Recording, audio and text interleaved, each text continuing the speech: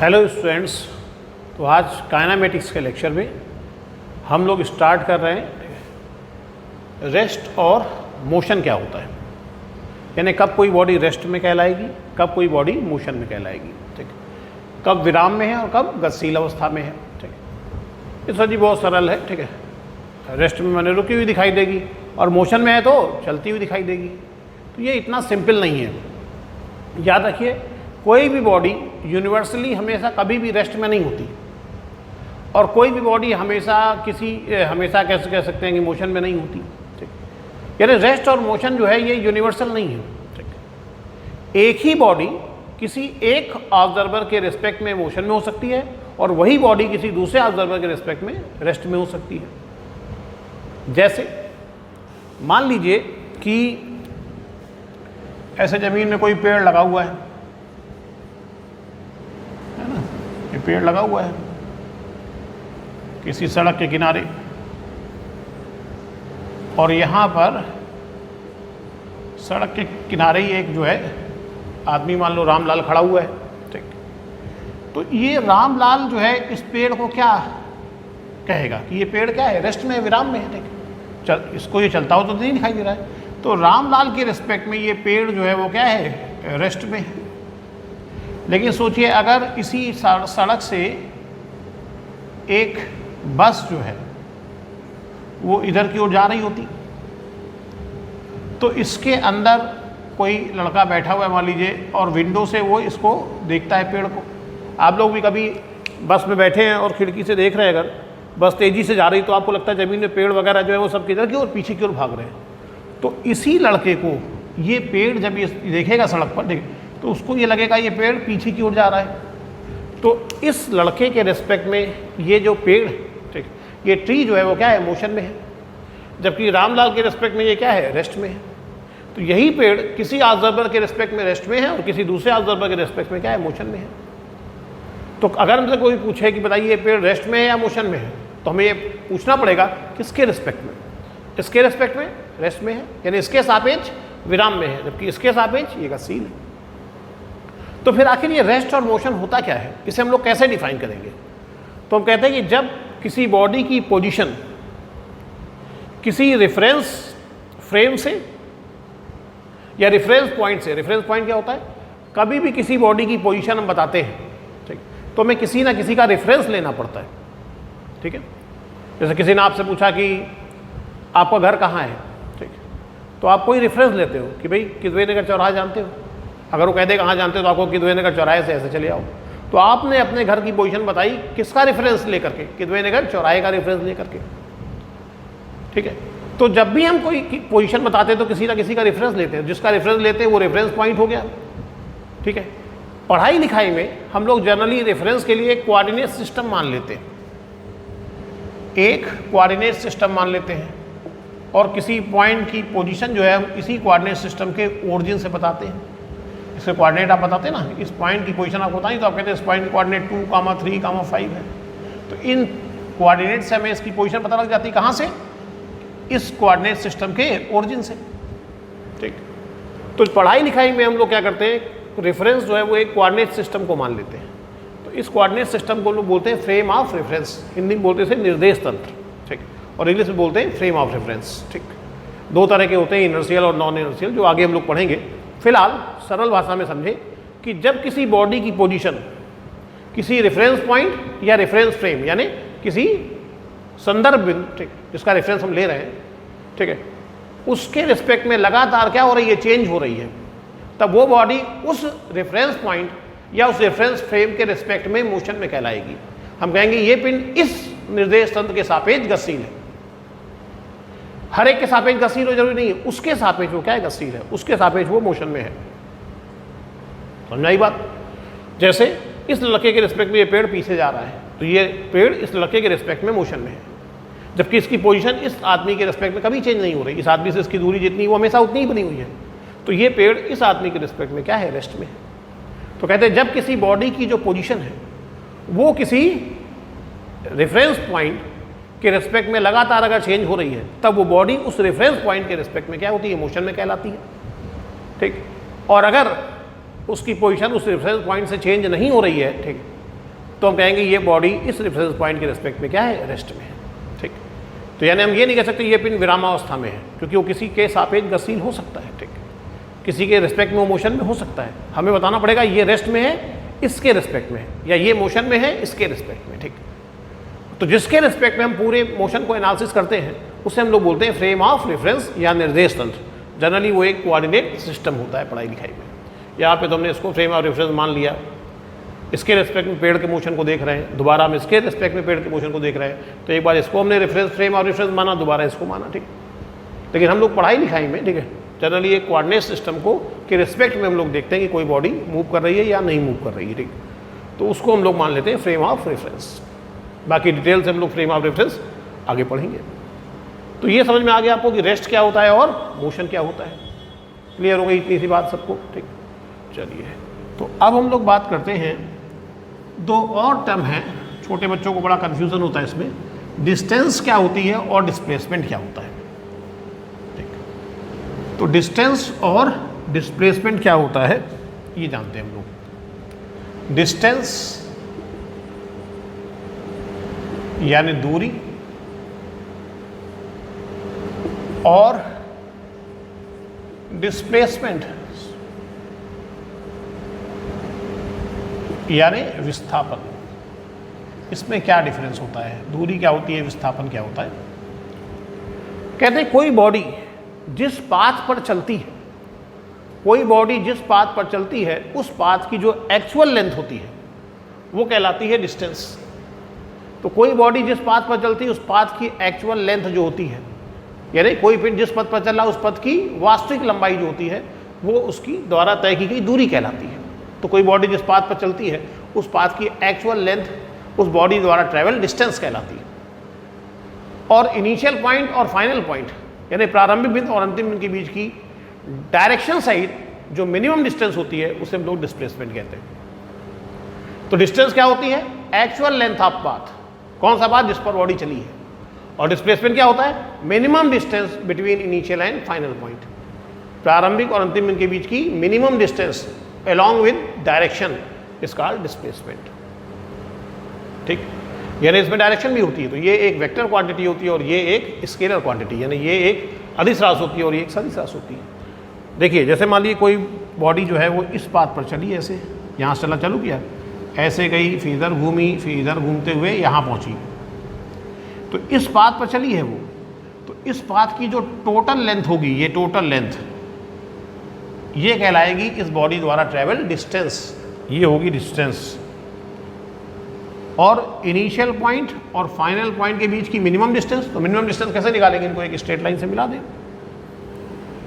और final point की ओर arrow लगा दिया। ये एरो का साइन डायरेक्शन बताता है कि हम यहाँ से यहाँ आए हैं, क्योंकि अगर खाली मिला देंगे तो हमें ये नहीं पता लगेगा कि ए से बी पर आए या बी से ए पर आए। तो हमने बी की ओर एरो लगाया तो ये एरो बता रहा है कि ए से बी पर आए हैं।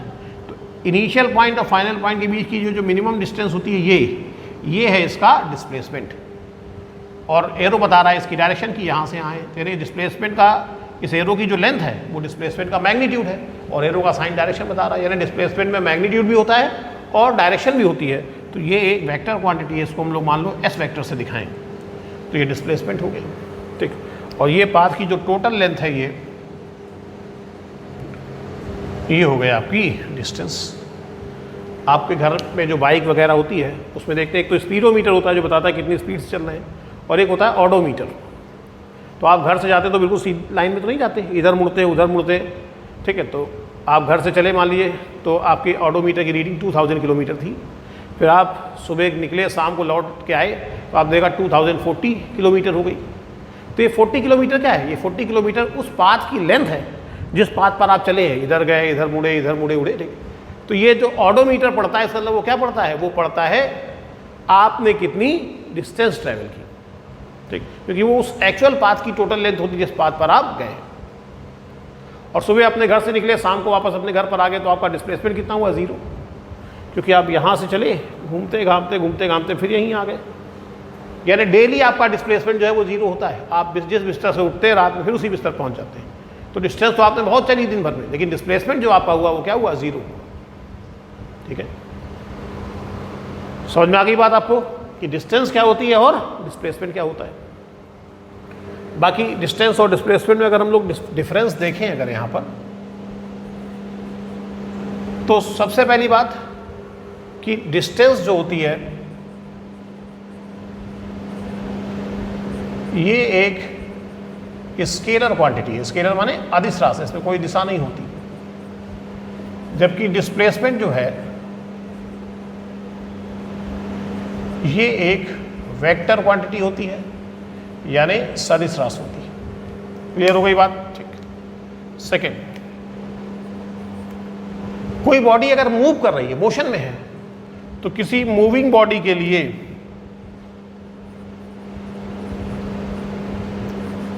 For a moving body distance कभी भी जीरो नहीं होगी। यानी जो बॉडी मूव की है उसके द्वारा ट्रेवल डिस्टेंस कभी जीरो नहीं होगी, लेकिन डिस्प्लेसमेंट ये तो जीरो हो सकता है। जैसे कोई बॉडी यहाँ से चली, यहाँ से चलते चलते फिर यहीं पहुँच जाए, तो डिस्टेंस तो उसने इतनी ट्रैवल की, लेकिन डिस्प्लेसमेंट उसका क्या हुआ? जीरो, क्योंकि डिस्प्लेसमेंट इनिशियल पॉइंट और फाइनल पॉइंट के बीच की डिस्टेंस होती है, और यहाँ जो इनिशियल पॉइंट है वही फाइनल पॉइंट है। तो कोई बॉडी जहाँ चलती जब वहीं पहुँच जाती वापस, तो उसका डिस्प्लेसमेंट हमेशा जीरो होता है। तो कोई बॉडी अगर मूव की है, चाहे जरा सी देर के लिए भी, तो अगर उसने मूव किया है तो उसके द्वारा ट्रैवल डिस्टेंस जीरो नहीं हो सकती, लेकिन डिस्प्लेसमेंट जीरो हो सकता है पर मिनट। डिस्टेंस जो होती है किसी बॉडी द्वारा ट्रेवल, ये हमेशा डिस्प्लेसमेंट से ज़्यादा होती है। किसी बॉडी द्वारा ट्रेवल डिस्टेंस हमेशा डिस्प्लेसमेंट से ज़्यादा होती है, और कम से कम ये डिस्प्लेसमेंट के बराबर हो सकती है। यानी डिस्टेंस इज ऑलवेज ग्रेटर और इक्वल टू डिस्प्लेसमेंट। या तो ये डिस्प्लेसमेंट के बराबर होगी, या डिस्टेंस हमेशा डिस्प्लेसमेंट से ज़्यादा होगी। जैसे यहाँ पर देखिए डिस्प्लेसमेंट इतना है, डिस्टेंस उससे इतनी चली, तो डिस्टेंस डिस्प्लेसमेंट से क्या ज़्यादा है। सिर्फ एक केस ऐसा होता है जब ये इक्वलिटी का साइन होल्ड करता है, यानी जब डिस्टेंस डिस्प्लेसमेंट के इक्वल होता है। हम लोग जानते सर, जब कोई बॉडी स्ट्रेट लाइन में चलती है, यहाँ से चली यहाँ पहुँच गई, यही डिस्टेंस हो गई, यही डिस्प्लेसमेंट हो गया, तो ऐसा नहीं बोलेंगे। आप ये नहीं कहेंगे कि जब कोई बॉडी स्ट्रेट लाइन में चलती है तब डिस्टेंस और डिस्प्लेसमेंट इक्वल होते हैं, बल्कि ये कहेंगे कि जब कोई बॉडी स्ट्रेट लाइन में बिना डायरेक्शन चेंज किए हुए चलती है, ये भी शर्त है, बिना डायरेक्शन चेंज किए हुए चलती है, तब डिस्टेंस और डिस्प्लेसमेंट बराबर। जैसे किसी बॉडी को अगर हम ऐसे ऊपर फेंके, किसी बॉडी को हमने ऐसे ऊपर फेंका वर्टिकल, तो आप जानते हैं ये भी तो स्ट्रेट लाइन मोशन का ही एग्जाम्पल होता है। सीधे एक लाइन में ऊपर जाती है, ठीक, मान लो यहाँ से 0 सेकेंड से 5 सेकेंड में यहाँ पहुँची टॉप पॉइंट पर, और फिर उसके बाद फिर नीचे गिरने लगी। नीचे गिरते भी मान लो 2 सेकेंड हुए, यानी टोटल फेंके जाने के 7 सेकेंड बाद अगर देखें तो ये बॉल यहाँ पर है, इसने कितनी डिस्टेंस ट्रेवल की? तो इसका बात ये है, ये गई और ये आई। मान लो जाने में डिस्टेंस 10 मीटर ट्रेवल की, और जब 2 सेकेंड नीचे गिरी तब तक इसने अब मान लीजिए 3 मीटर डिस्टेंस ट्रेवल कर ली, ठीक। तो 10 मीटर गई है, 3 मीटर आई है, तो इसका डिस्टेंस कितनी ट्रेवल की? 13 मीटर। और डिस्प्लेसमेंट कितना हुआ? डिस्प्लेसमेंट तो यहाँ थी पहले और अब यहाँ है, तो इस पॉइंट और इस पॉइंट के बीच की डिस्टेंस कितनी है? 10 में से 3 घटा दो तो ये कितना आएगा? 7 आएगा कि नहीं आएगा? तो इसका डिस्प्लेसमेंट कितना है? 7 है। पहले यहाँ थी और अब यहाँ है, और ये मिनिमम डिस्टेंस 7 मीटर है। तो क्या ये स्ट्रेट लाइन मोशन नहीं है? स्ट्रेट लाइन मोशन ही तो है। जब किसी बॉडी को वर्टिकल फेंकते हैं तो स्ट्रेट लाइन मोशन का एग्जाम्पल होता है। तो ये बॉडी स्ट्रेट लाइन मोशन में तो मूव कर रही है, लेकिन यहाँ डिस्टेंस और डिस्प्लेसमेंट बराबर कहाँ है? तो जो लोग कहते हैं सर कोई बॉडी स्ट्रेट लाइन में चलेगी तब डिस्टेंस और डिस्प्लेसमेंट बराबर होंगे, तो देखिए बॉडी स्ट्रेट लाइन में चल रही है और डिस्टेंस और डिस्प्लेसमेंट बराबर नहीं है। डिस्टेंस 10 मीटर गई, 3 मीटर वापस आ गई, यानी टोटल डिस्टेंस ट्रेवल हुई 13 मीटर, जबकि डिस्प्लेसमेंट उसका केवल 7 मीटर है। ऐसा क्यों? क्योंकि यहाँ डायरेक्शन चेंज हो गई, ऊपर जाते जाते फिर ये नीचे आने लगी, डायरेक्शन चेंज हो गई। जब तक डायरेक्शन चेंज नहीं होगी तब तक डिस्टेंस और डिस्प्लेसमेंट बराबर होंगे। जैसे यहाँ से यहाँ तक जब गए, टॉप पॉइंट तक जब पहुँचे, तब तक डिस्टेंस डायरेक्शन चेंज नहीं हुई है, तो उसने कितनी डिस्टेंस ट्रेवल की? 10 मीटर, और उसका डिस्प्लेसमेंट भी कितना हुआ था? 10 मीटर। तो जब कोई बॉडी एक स्ट्रेट लाइन में बिना डायरेक्शन चेंज के मूव करती है, जब तक उसकी डायरेक्शन चेंज ना हो तब तक डिस्टेंस और डिस्प्लेसमेंट बराबर होते हैं। सिर्फ यही एक केस है जब डिस्टेंस और डिस्प्लेसमेंट बराबर होते हैं, अदरवाइज डिस्टेंस हमेशा डिस्प्लेसमेंट से क्या होगी? ज़्यादा होगी, ठीक है। अगर कोई बॉडी मूव कर रही है, यानी चलती ही जा रही है, ठीक, तो अगर कोई बॉडी मूव कर रही है तो समझिए उसके द्वारा ट्रेवल डिस्टेंस समय के साथ साथ लगातार बढ़ती जा रही होगी, टाइम के साथ साथ लगातार डिस्टेंस इंक्रीज कर रही होगी। डिस्प्लेसमेंट भी इंक्रीज कर रहा होगा, ऐसा जरूरी नहीं है। हो सकता है इंक्रीज कर रहा हो पर जरूरी नहीं है। एक मूविंग बॉडी जो लगातार मूव कर रही है उसके द्वारा ट्रेवल डिस्टेंस लगातार इंक्रीज करती जा रही होगी, डिस्प्लेसमेंट भी इंक्रीज कर रहा होगा, ऐसा जरूरी नहीं है। ऐसा हो भी सकता है और नहीं भी हो सकता है। ठीक, देखते हैं कि एक फिगर पे देखते हैं हम लोग इसको। इसमें कोई स्क्रीनशॉट लेने की जरूरत तो है नहीं, तो समझ गए ही होंगे आप लोग।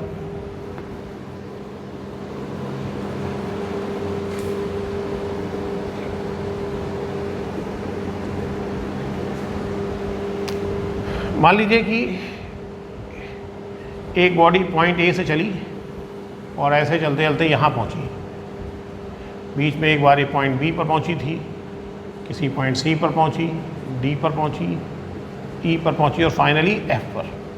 ठीक, यहाँ से यहाँ तक जाने में t1 सेकेंड लगे, यहाँ से यहाँ तक पहुँचने में t2, यहाँ से यहाँ तक पहुँचने में t3 और फिर यहाँ ई तक पहुँचने में, ए से ई तक पहुँचने में t4 और ए से एफ तक पहुँचने में t5। अगर मैं पूछूं कि जब इसकी गति का t1 समय बीत चुका है, t1 टाइम बीत चुका है, उस समय इसने कितनी डिस्टेंस ट्रेवल की, तो ये इतनी डिस्टेंस ट्रेवल की, ये डिस्टेंस है। और इसका डिस्प्लेसमेंट कितना है, इनिशियल पॉइंट को फाइनल पॉइंट से मिला दो स्ट्रेट लाइन से ऐसे, ये इसका डिस्प्लेसमेंट है। तो ये डिस्प्लेसमेंट है और ये डिस्टेंस है। फिर जब इसके मोशन का t2 समय बीत चुका, अब तक इसने कितनी डिस्टेंस ट्रेवल कर ली है, t2 समय में सी पर पहुँच गई, यानी अब तक इसने इतनी डिस्टेंस ट्रेवल कर ली। तो देखिए इसके द्वारा ट्रेवल डिस्टेंस पहले से ज़्यादा हो गई और डिस्प्लेसमेंट, ये इनिशियल पॉइंट है, ये फाइनल पॉइंट, इसको मिलाइए तो ये डिस्प्लेसमेंट वेक्टर आया, ये भी पहले से ज़्यादा है, यानी डिस्टेंस भी बढ़ी और डिस्प्लेसमेंट भी बढ़ा। फिर t3 समय हो चुका है, तो t3 समय में कितनी डिस्टेंस ट्रेवल कर ली, इस बात पर चली, यहाँ से यहाँ तक कितनी डिस्टेंस ट्रेवल हुई, जो कि इस पहले वाली डिस्टेंस से ज़्यादा है, तो डिस्टेंस तो बढ़ गई और डिस्प्लेसमेंट भी देखिए क्या हो गया, बढ़ गया। सर जी यहाँ तो डिस्टेंस भी बढ़ रही, डिस्प्लेसमेंट भी बढ़ रहा है। हाँ अभी आगे देखिए, अब t4 टाइम हो चुका है, तो t4 टाइम में टोटल यहाँ ई पर पहुँच गई, तो टोटल कितनी डिस्टेंस ट्रेवल की, इतनी। तो देखिए डिस्टेंस तो बढ़ गई, इतनी और बढ़ गई। डिस्प्लेसमेंट कितना हुआ, इनिशियल पॉइंट को फाइनल पॉइंट से मिला, ये है डिस्प्लेसमेंट वेक्टर, जो कि इससे क्या हो गया, छोटा हो गया। तो देखिए t1 से t2, t2 से t3, t3 से t4 समय बीता जा रहा है और ट्रेवल डिस्टेंस लगातार बढ़ती जा रही है, लेकिन डिस्प्लेसमेंट पहले बढ़ा और अब देखिए कम हो गया। और t5 समय बाद उसके द्वारा ट्रेवल डिस्टेंस में इतना और जुड़ जाएगा, इतनी डिस्टेंस ट्रेवल की, डिस्टेंस और बढ़ गई और डिस्प्लेसमेंट और भी कम हो गया। तो वही मैं कह रहा हूँ कि अगर कोई बॉडी मूव कर रही है तो उसके द्वारा ट्रेवल डिस्टेंस जो है वो लगातार बढ़ती जा रही होगी, कंटिन्यूसली इंक्रीज कर रही होगी, डिस्प्लेसमेंट भी कंटिन्यूसली इंक्रीज कर रहा होगा, ये जरूरी नहीं होता। क्लियर हो गई बात? ठीक। ऐसा ही सिस्टम में, यानी स्टैंडर्ड इंटरनेशनल यूनिट सिस्टम जो है उसमें दोनों की यूनिट जो है वो क्या होती है, मीटर होती है। ठीक है, डिस्टेंस और डिस्प्लेसमेंट दोनों को हम मीटर में मेजर करते हैं, एमके सिस्टम में या एसआई सिस्टम में। तो ये डिस्टेंस और डिस्प्लेसमेंट क्लियरली समझ में आ गया होगा आपको। डिस्टेंस एक स्केलर क्वांटिटी है, अदिश राशि है, डिस्प्लेसमेंट में डायरेक्शन भी होती है तो वेक्टर क्वांटिटी है। अगर कोई बॉडी मूव की है तो उसके द्वारा ट्रैवल डिस्टेंस कभी जीरो नहीं हो सकती, डिस्प्लेसमेंट जीरो हो सकता है, कब होता है, जब वो जहाँ चली फिर वहीं पहुँच जाए। जनरली डिस्टेंस डिस्प्लेसमेंट से बड़ी होती है। ठीक, किसी बॉडी द्वारा ट्रैवल डिस्टेंस उसके द्वारा ट्रैवल डिस्प्लेसमेंट से हमेशा ज़्यादा होता है। सिर्फ एक केस, जब कोई बॉडी एक स्ट्रेट लाइन में बिना डायरेक्शन चेंज के चले तब डिस्टेंस और डिस्प्लेसमेंट बराबर हो जाते हैं, कभी भी डिस्टेंस डिस्प्लेसमेंट से कम नहीं हो सकती। इसके बाद मैंने बताया कि अगर कोई बॉडी लगातार मूव कर रही है, चलती ही जा रही है, तो डिस्टेंस जो उसने कवर की है समझिए वो बढ़ती जा रही होगी, डिस्प्लेसमेंट भी बढ़ता जा रहा होगा, ऐसा जरूरी नहीं होता। क्लियर हो गई बात सबको? अच्छे से समझ में आ गई? ठीक, तो आगे देखते हैं हम लोग इसको।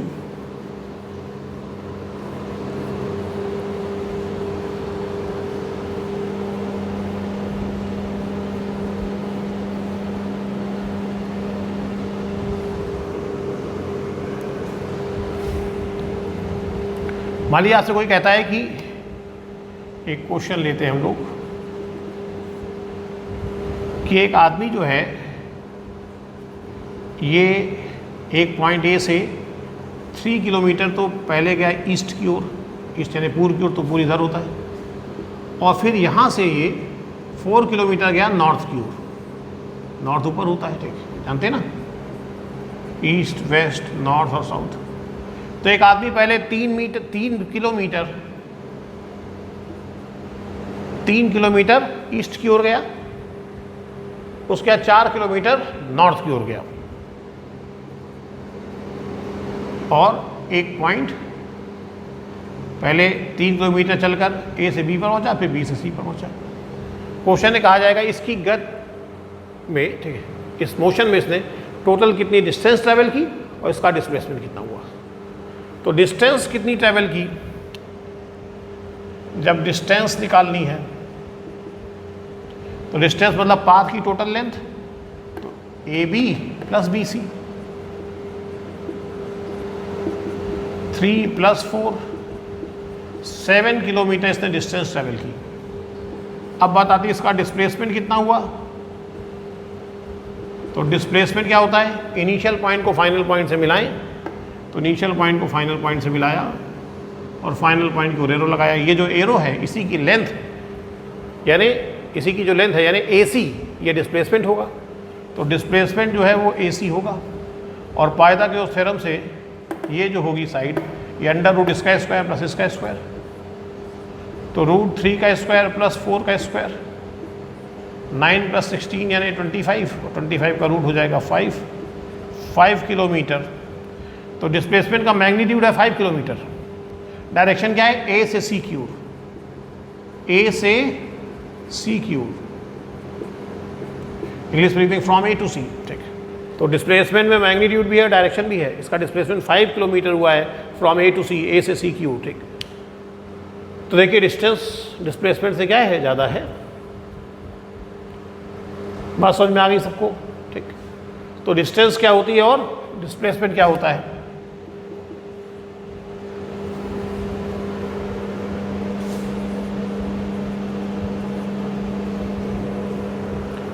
क्वेश्चन ये है कि एक पार्टिकल जो है, एक पार्टिकल 5 सेंटीमीटर एक पार्टिकल है, और ये 5 सेंटीमीटर या 10 सेंटीमीटर रेडियस के एक सेमी सर्किल में घूमा, सेमी सर्किल में अर्धवृत्त में घूमा है, ठीक है। तो बताइए इसने कितनी डिस्टेंस ट्रेवल की और इसका डिस्प्लेसमेंट कितना हुआ, ठीक। तो सेमी सर्किल में घूमा है, मान लीजिए यहाँ से चला और यहाँ पहुँच गया। कितनी रेडियस इसकी बता रहा है, 10 सेंटीमीटर रेडियस के सेमी सर्किल में घूम गया। यहाँ से ऐसे चला, ए से मान लो चला और बी पर पहुँच गया। हमें बताना है इसने कितनी डिस्टेंस ट्रैवल की। तो डिस्टेंस तो ये हो जाएगी ये, और जो पूरी जो ये लूप होता है वो होता है 2πr, ये आधा लूप है, ठीक। तो डिस्टेंस जो आएगी, डिस्टेंस पूरा लूप होता है 2πr, तो उसका आधा लूप πr, पाई की वैल्यू 3.14 और r की वैल्यू 10 सेंटीमीटर में ध्यान रखिएगा। तो 31.4 सेंटीमीटर, 31.4 सेंटीमीटर ये इसके द्वारा ट्रेवल डिस्टेंस है। और डिस्प्लेसमेंट देखें अगर हम लोग,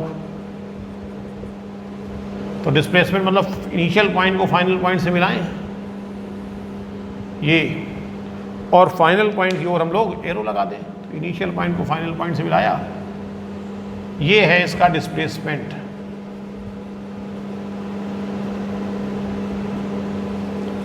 ठीक है, कितना होगा ये 10 + 10, ठीक। डायमीटर है ना, तो डिस्प्लेसमेंट इसका हुआ AB, इसको O नाम दे दे सेंटर को, और AB कैसे निकलेगा, AO + OB, 5 + 5 equal to, sorry 5 + 5 नहीं है, 10 है, 10 + 10 इक्वल टू 20 सेंटीमीटर। फिर से देखिए डिस्प्लेसमेंट 20 आया और डिस्टेंस 31.4, तो डिस्टेंस जो है वो डिस्प्लेसमेंट से ज़्यादा आई। तो वही आपसे कहा जा रहा है कि जनरली डिस्टेंस डिस्प्लेसमेंट से ज़्यादा होती है। सिर्फ एक केस ऐसा है जब डिस्टेंस और डिस्प्लेसमेंट जो है दोनों आपस में बराबर हो जाते हैं, जब कोई बॉडी एक स्ट्रेट लाइन में बिना डायरेक्शन चेंज किए हुए चलती है। तो ये छोटे छोटे न्यूमेरिकल्स हैं, ठीक है, दो, जो आपको डिस्टेंस क्या होती है और डिस्प्लेसमेंट क्या होता है ये एक्सप्लेन करते हैं, और साथ ही साथ ये भी एक्सप्लेन करते हैं कि जो डिस्टेंस है वो डिस्प्लेसमेंट से ज़्यादा है। सबकी समझ में आ गई बात इतनी सी, ठीक। तो आप इसका एक स्क्रीनशॉट जो है वो ले लीजिए। ले लिया सबने इसका स्क्रीनशॉट, अच्छी बात है। तो ये आज मैंने आपको काइनेमेटिक्स में स्ट्रेट लाइन मोशन स्टार्ट किया है, और स्ट्रेट लाइन मोशन में शुरुआत में बेसिक चीज़ें जो हैं डिस्टेंस, डिस्प्लेसमेंट वगैरह बता रहे हैं, ठीक है।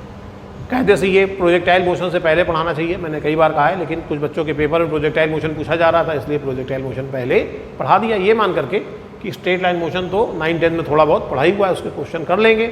प्रोजेक्टाइल के ना कर पाए शायद, तो इसलिए प्रोजेक्टाइल मोशन मैंने आपको पढ़ाया पहले, अब हम लोग ये पढ़ रहे हैं।